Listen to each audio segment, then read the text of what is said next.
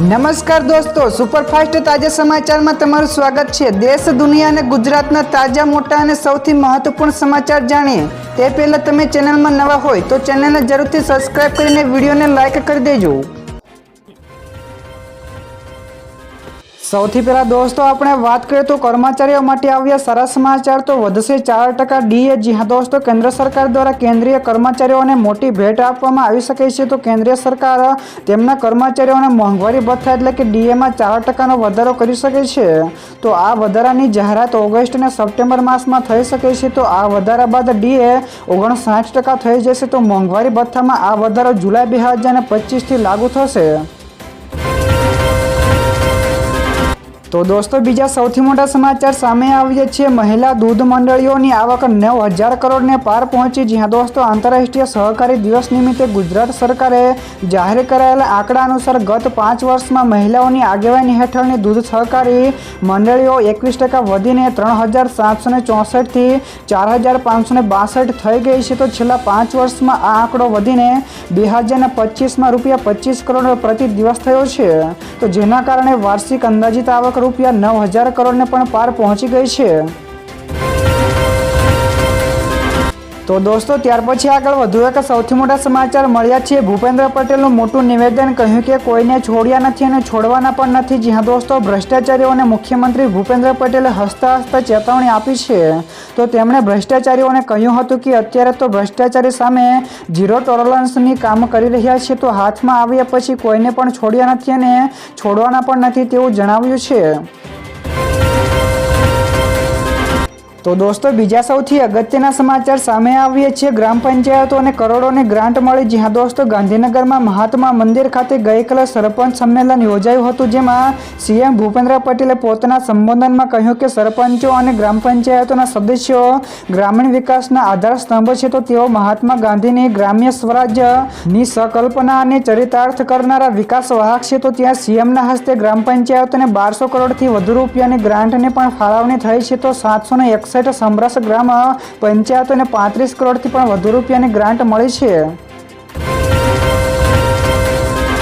ત્યાર પછી દોસ્તો, આગળ વધુ એક સૌથી અગત્યના સમાચાર મળ્યા છે। ગુજરાતમાં શનિવાર એટલે કે આજે અને કાલે આ જિલ્લાઓમાં ભારેથી અતિભારે વરસાદનું એલર્ટ અપાયું છે। જી હા દોસ્તો, ગુજરાતમાં ભારે વરસાદ પડી રહ્યો છે। તો આ દરમિયાન રાજ્યના વિવિધ વિસ્તારોમાં મુશળધારથી હળવા વરસાદ સતત ચાલુ રહ્યો છે। તો છેલ્લા કેટલાક કલાકોની વાત કરવામાં તો સૌરાષ્ટ્ર અને કચ્છમાં ધોધમાર વરસાદ ખાબક્યો છે। તો આ દરમિયાન સાબરકાંઠા અને રાજકોટ જિલ્લામાં વિવિધ સ્થળોએ ખૂબ જ ભારે વરસાદ નોંધાયો હતો। તો આ ઉપરાંત બનાસકાંઠા, મહેસાણા, તાપી જિલ્લામાં પણ વિવિધ સ્થળોએ ભારે વરસાદ જોવા મળ્યો છે। આજની દોસ્તો વાત કરવામાં તો હવામાન વિભાગે સાબરકાંઠા અને અરવલ્લી જિલ્લા માટે ઓરેન્જ એલર્ટ જારી કર્યું છે। તો આ બંને જિલ્લાઓમાં વાવાઝોડા અને વીજળી સાથે ખૂબ જ ભારે વરસાદની આગાહી કરી છે। તો આ ઉપરાંત રાજ્યના અન્ય તમામ જિલ્લાઓમાં પણ વરસાદનું યલો એલર્ટ જારી કરવામાં આવ્યું છે। ત્યારબાદ દોસ્તો, આવતીકાલે એટલે કે ગુજરાતમાં 6 જુલાઈએ પણ અતિભારે વરસાદની આગાહી છે। તો હવામાન વિભાગે નવસારી અને વલસાડ જિલ્લામાં છૂટાછવાયા સ્થળોએ ભારેથી અતિભારે વરસાદ પડવાની આગાહી કરી છે। તો આ ઉપરાંત દાહોદ, છોટાઉદેપુર, નર્મદા, ભરૂચ, સુરત, ડાંગ અને તાપી જિલ્લામાં પણ છૂટાછવાયા સ્થળોએ તેમજ સૌરાષ્ટ્ર અને કચ્છમાં પણ અમરેલી, ભાવનગર જિલ્લામાં પણ છૂટાછવાયા સ્થળોએ ભારેથી અતિભારે વરસાદ વરસવાની આગાહી કરી છે। ત્યારબાદ દોસ્તો, ફટાફટ આગળના બીજા સમાચારની વાત કરવામાં તો સમય પહેલા હવે લોન ચૂકવવા ઉપર કોઈ પણ ચાર્જ નહીં લાગે। જ્યાં દોસ્તો, આરબીઆઈ લોન લેનારાઓ માટે મોટી જાહેરાત કરીને સારા સમાચાર આપ્યા છે। તો આરબીઆઈએ ફ્લોટિંગ વ્યાજદર સાથે લોન ઉપર પ્રી પેમેન્ટ ચાર્જ નાબૂદ કરવાનો નિર્ણય લીધો છે। તો આ નવો નિયમ 1 જાન્યુઆરી 2026થી અમલમાં આવશે। તો આ નવો નિયમ તમામ બેંકો અને નિયમનકારી સંસ્થાઓ માટે ફરજિયાત રહેશે, જેમાં એનબીએફસીનો પણ સમાવેશ થાય છે। તો કરોડો લોન અને એમએસપી લોન લેનારાઓને પણ તેનો સીધો ફાયદો થશે। તો દોસ્તો, બીજા સૌથી મહત્વપૂર્ણ સમાચાર સામે આવ્યા છે। ટ્રમ્પનો ભારતને સૌથી મોટો ફટકો। જી હા દોસ્તો, ટ્રેડ ડીલ માટે અમેરિકા ગયેલી ભારતીય ટીમ વોશિંગ્ટનથી પરત ફરી છે। તો મળતી માહિતી અનુસાર બંને દેશો વચ્ચે હજુ સુધી કેટલાક મુદ્દાઓ પર કોઈ પણ સર્વસંમતિ થઈ નથી। તો એક અધિકારીએ પણ જણાવ્યું હતું કે કૃષિ અને ઓટો ઉપર કોઈ પણ સર્વસંમતિ થઈ નથી। તો હવે ચર્ચામાં આગામી તબક્કામાં સર્વસંમતિ ઉપર પહોંચવાનો પ્રયાસ કરવામાં આવશે। તો અમેરિકા સતત ડેરી અને કૃષિ ઉત્પાદનો ઉપર ટેરિફ મુક્તિની માંગ પણ કરી રહ્યું છે। તો દોસ્તો ત્યાર પછી આગળ વધુ એક સૌથી મહત્વપૂર્ણ સમાચાર મળ્યા છે। પંચમહાલના ગોધરા શહેરમાં ભુરાવા ઓવરબ્રિજ પ્રથમ વરસાદમાં જ ધોવાઈ ગયો છે। જ્યાં દોસ્તો કરોડો રૂપિયાના ખર્ચે બનેલા બ્રિજ ઉપર મોટા ખાડા પડ્યા છે, તો બ્રિજને ખુલ્લો મુકાઈને ટૂંક સમય થયો છે। તો આ દરમિયાન રોડ ઉપર જ મોટા ખાડા પડી ગયા છે, તો રોડના મોટા પ્રમાણમાં ધોવાણ થઈ ગયું છે। તો નિર્માણમાં હલકી ગુણવત્તાની સામગ્રીનો ઉપયોગ થયો હોવાની આશંકા છે, તો જવાબદાર તંત્ર અને કોન્ટ્રાક્ટર સામે કડક કાર્યવાહીની પણ માંગ ઉઠી રહી છે। ત્યાર પછી દોસ્તો આ સિવાયના બીજા સમાચારની ઝડપથી વાત કરવામાં તો ગુજરાતમાં બનશે ઇસરોનું બીજું સ્પેસ સેન્ટર। જ્યાં દોસ્તો ઇસરો શ્રી હરિકોટા બાદ દેશનું બીજું સૌથી મોટું અવકાશ મથક ગુજરાતમાં બનવા જઈ રહ્યું છે। તો આ મહત્વાકાંક્ષી પ્રોજેક્ટ માટેની તૈયારીઓ પૂર ઝડપે ચાલી રહી છે। તો દેશનું બીજું સૌથી મોટું સ્પેસ સેન્ટર ગુજરાતમાં ₹10,000 કરોડના રોકાણ સાથે બનાવવામાં આવશે, જે દીવ અને વેરાવળની આસપાસ બનાવવામાં આવશે। તો દોસ્તો બીજા સૌથી મોટા સમાચાર સામે આવ્યા છે। બનાસકાંઠામાં ભારે વરસાદથી ખેડૂતોને કરોડો રૂપિયાનું નુકસાન થયું। જ્યાં દોસ્તો બનાસકાંઠા તેમજ ઉત્તર ગુજરાતમાં ભારે વરસાદથી ખેતીને ભારે નુકસાન થયું છે। તો ધારાસભ્ય માવજી દેસાઈ મુખ્યમંત્રી અને કૃષિ મંત્રીને વળતર માટેની રજૂઆત કરી છે। તો જિલ્લાના ધાનેરા, દાંતીવાડા, ડીસા, પાલનપુર અને વડગામ વિસ્તારોમાં મગફળી અને બાજરીના પાકોને વ્યાપક પ્રમાણમાં નુકસાન થયું છે। તો તેમણે અસરગ્રસ્ત ખેડૂતોને વળતર અને સહાય આપવાની પણ માંગણી કરી છે। તો સાથે જ નુકસાનીનો સર્વે કરવાની પણ માંગ કરી છે।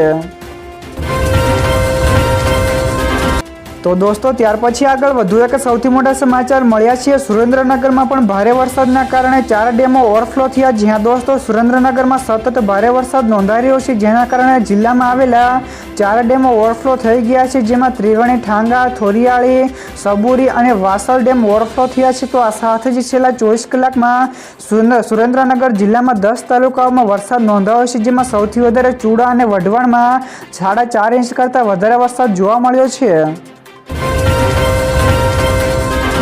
તો દોસ્તો બીજા સૌથી અગત્યના સમાચાર સામે આવ્યા છે। હિમાચલમાં વરસાદથી 43 કરતાં વધારે લોકોના મોત થયા છે। તો આ સિવાય 500 કરોડથી પણ વધારે રૂપિયાનું નુકસાન થયું છે। જ્યાં દોસ્તો હિમાચલ પ્રદેશમાં 20 જૂનથી શરૂ થયેલા ચોમાસાના કારણે અત્યાર સુધીમાં 43 કરતાં વધારે લોકોના મોત થયા છે અને 500 કરોડથી પણ વધારે રૂપિયાનું નુકસાન થયુંના અહેવાલ છે। તો જેમાં 14 જેટલાના લોકોના મોત વાદળ ફાટવાથી, 8 પૂરથી તેમજ 7 ડૂબવાથી અને 26 માર્ગ અકસ્માતથી થયા છે।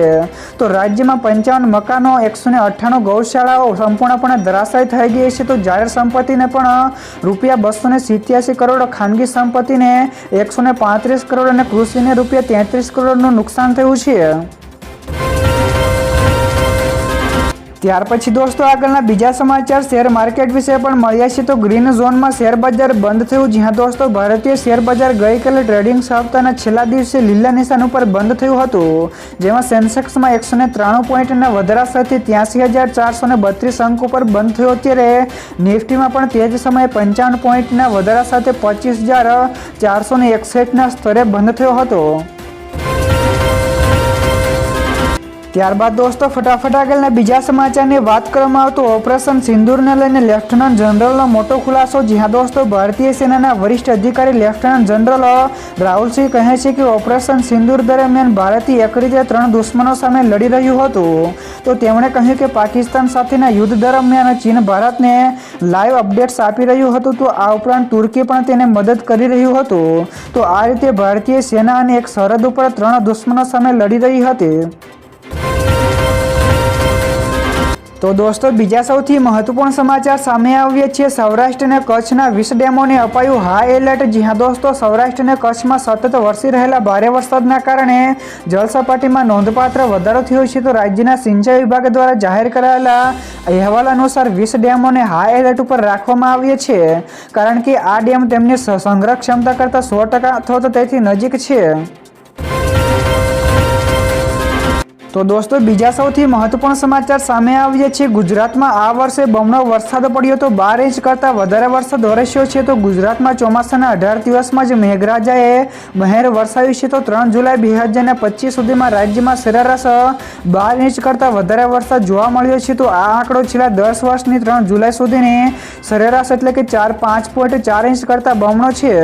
જ્યારે દક્ષિણ ગુજરાતમાં તો સૌથી વધારે 23 ઇંચ વરસાદ પડ્યો છે। તો છેલ્લા 11 વર્ષમાં આ વર્ષે 3 જુલાઈ સુધીમાં સૌથી વધારે વરસાદ નોંધાયો છે, જે 2023ના 10.83 ઇંચના રેકોર્ડને પણ પાર કરી ગયો છે. તો દોસ્તો, ત્યાર પછી આગળ વધુ એક સૌથી મહત્વપૂર્ણ સમાચાર મળ્યા છે. સરકાર આવા લોકો સામે કરશે કડક કાર્યવાહી. જ્યાં દોસ્તો, કેન્દ્ર સરકાર સોશિયલ મીડિયાને લઈને નવી નીતિ બનાવવાની તૈયારીમાં છે, જેમાં સોશિયલ મીડિયા ઉપર રાષ્ટ્રીય વિરોધી વિડીયો અને પોસ્ટ શેર કરનારા લોકો સામે કડક કાર્યવાહી કરવામાં આવી શકે છે. તો ગૃહ મંત્રાલય ટૂંક સમયમાં આ માટે એક નવી નીતિ પણ લાવી શકે છે, જેનાથી રાષ્ટ્રીય વિરોધી કાર્ય કરનારા સોશિયલ મીડિયા હેન્ડલને બ્લોક કરવામાં આવશે. તો સાથે જ તેમની સામે કડક કાર્યવાહી પણ કરવામાં આવશે તેવું જણાવ્યું છે.